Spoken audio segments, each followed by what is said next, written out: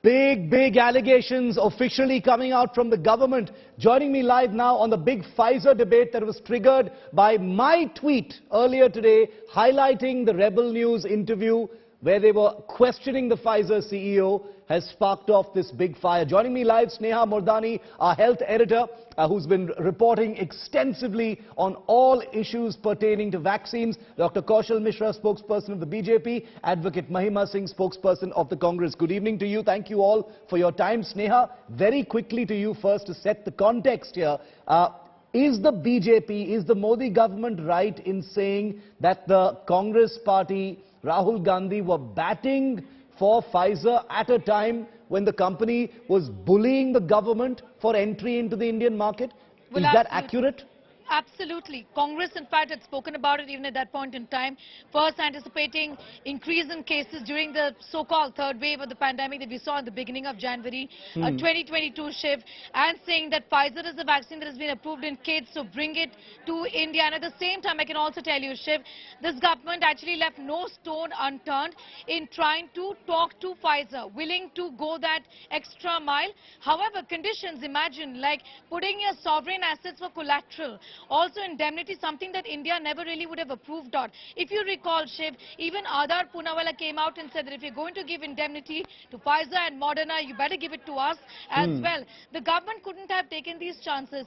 Indemnity, that clause was non-negotiable for the Government of India to begin with, and so was the sovereign assets as collateral. These two clauses really could not, do the deal.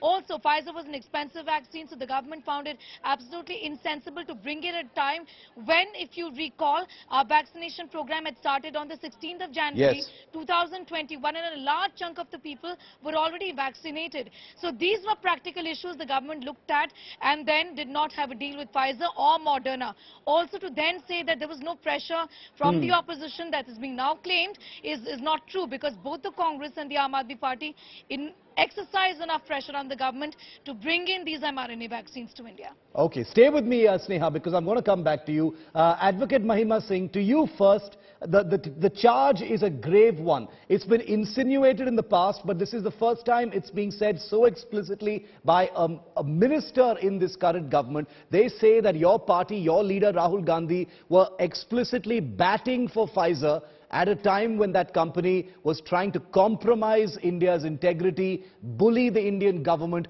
for entry into the Indian market. How do you respond? Good evening, Shiv. Good evening, all. Well, the BJP is doing what they are the best at. This is their forte, playing at their convenience to play the blame game. And let me just say that, before I head to my merit points, let me just say that what we see in this brief video coming in from outside the World Economic Forum is a wonderful display of pre-press, which is really refreshing to the eyes when you're sitting in a country which is rated at 150 out of 180 in World Press Freedom Index across the globe. Now, coming to the merit, you see, you're talking about indemnity. We are looking at a government that seeks indemnity from its own subjects before the Supreme Court. You see, this government goes before the Supreme Court and says, no, we are not responsible for deaths caused by the vaccines. And that's happened just a couple of months ago. It was on the 29th of November 2022 that there was a case going on in the Supreme Court. But Two that's not the daughters same of the thing same with family, vaccines. But that's not the same thing with vaccines. Died. Sorry? That's not it's not the same thing to do with vaccines, though.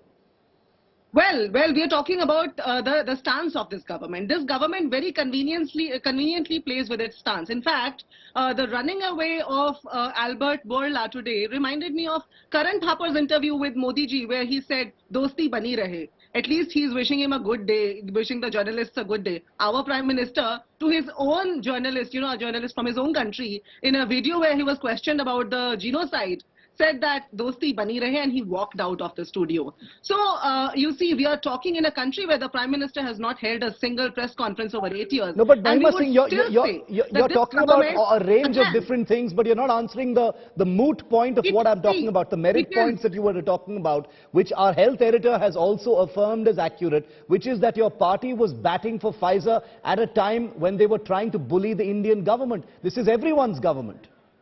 you cannot, absolutely, it is everyone's government, so it is answerable to everybody. It cannot indemnify itself against its own subjects. The issue in question today, Shiv, to my understanding, is the stance of this government. Today, a minister comes out and puts out his stance to the import of the vaccinations, which was supposed to be done in 2020 when nobody knew anything. And of course, when my leaders spoke out, they wanted a variety of vaccinations, all the options to be open to the consumers of this country. Okay. And then it would have been up to the consumer.